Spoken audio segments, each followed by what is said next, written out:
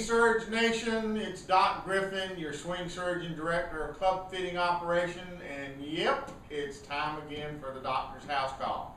Before we do that, of course, as always, I'd like to give you a little update on how Ms. Vaughn is doing. She goes for her third CT scan next week on the 13th. She seems to be doing really well. Again, we appreciate the prayers and your concern, and please keep it up. Today we're going to deal with a subject that has been dealt with by Surge on the blog most recently regarding coming over the top. And Surge dealt with swing mechanics that are involved in coming over the top in the swing. And I talked with Surge and said, you know, there are some things that from a club fitting standpoint that can also cause it. And of course he said, do a video. So today we're going to do with the dynamics of a golf club that can also cause the golfer to come over the top. The first thing that I'm going to deal with would be the length of club.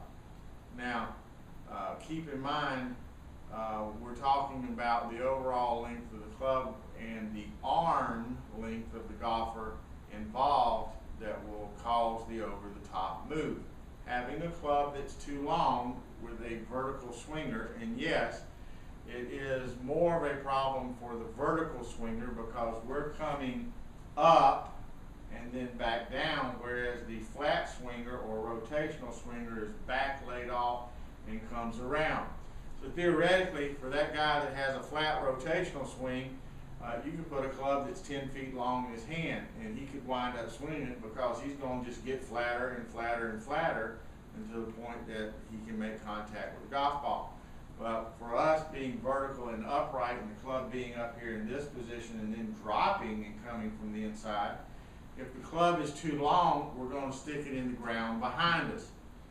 So that's not a real good thing. So the compensatory move for that club being too long is we take it and we fling it and come out and over it and then come from the outside across to the inside.